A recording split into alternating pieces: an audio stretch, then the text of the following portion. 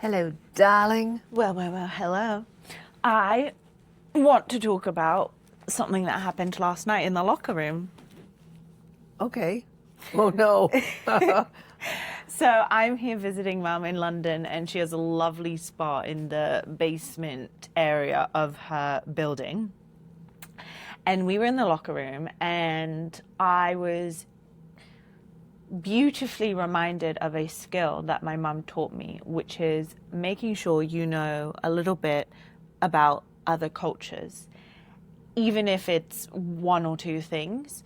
By knowing something about other cultures, it will open doors and create connection that would have otherwise not happened. Well, I think I believe that it's important. If you don't know something about a culture, then be learned, educate Curious. yourself, and go to festivals. Like my mother was just a passionate person as we lived around the world to embrace herself through fashion, through food, and through fun.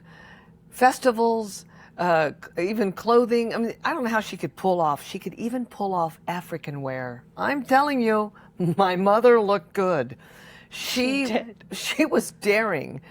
And so I'm carrying my mother's passion for living life and opening her heart to others for my daughter. And what happened in the locker room last night was I recognized the accent of a young lady, and I said, "You're Persian." And she said, "Yes, I am."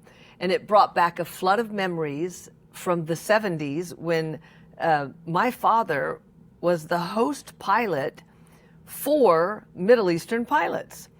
And this was a time before a lot of eruption of political, left-right views, more where we were trying to get along, and that's what my parents taught me. No matter what it is, instead of having the fight, let's find the balance.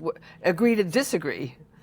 It makes me think about my brother too. We had to actually hug it out. And if you're angry, you have to sing it.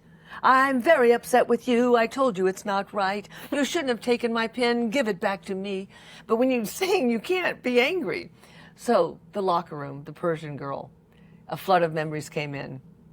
I thought about the 7 bowls, and right now in this moment, I don't remember. So she said, "I'll tell you what, that comes in March, the spring. Mm-hmm. She's going to invite us, and I'm going to get to experience that again." And why were those 7 bowls in my mind? Because Angela Mansuri was my best friend in the 70s, and I got introduced to this Persian culture. And because of that experience of livelihood and respect and honor for another culture, I introduced that to my daughter's life when she was a baby.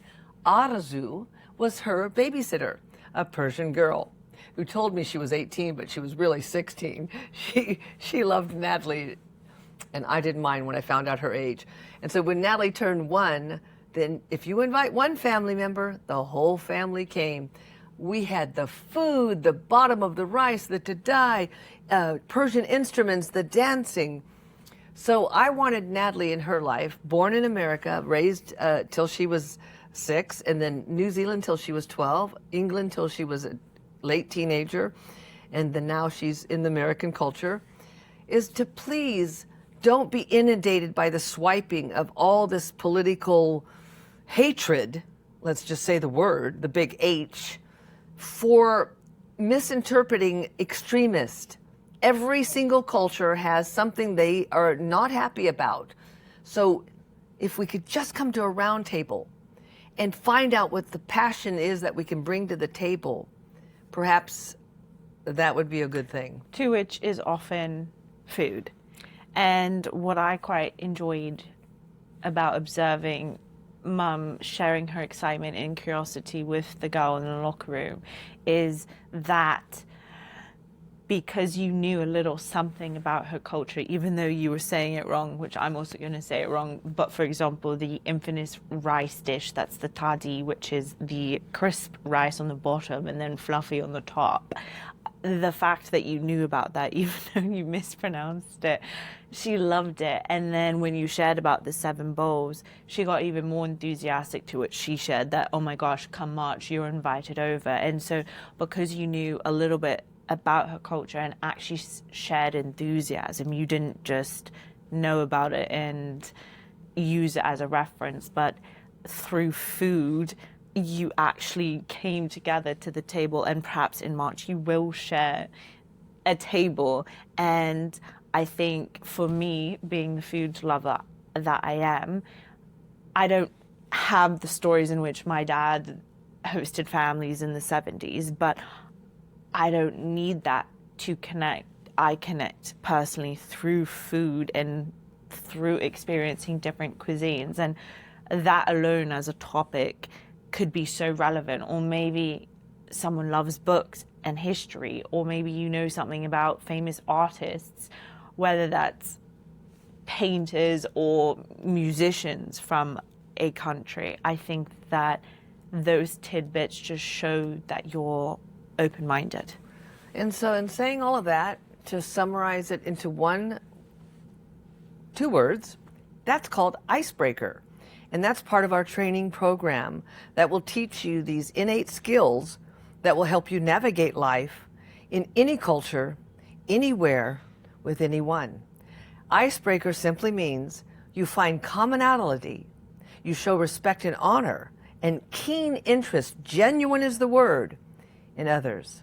So go on now, meet someone who you don't know from another culture, and open your heart and open your head to learn, and open for hospitality to becoming, because you'll find food is a common denominator, and showing appreciation for others is the most important thing you can do for yourself by looking in the mirror and appreciating you, and anybody you lay eyes on, show a little respect. And as you always say, don't forget to come back and see us sometime by subscribing if you so desire.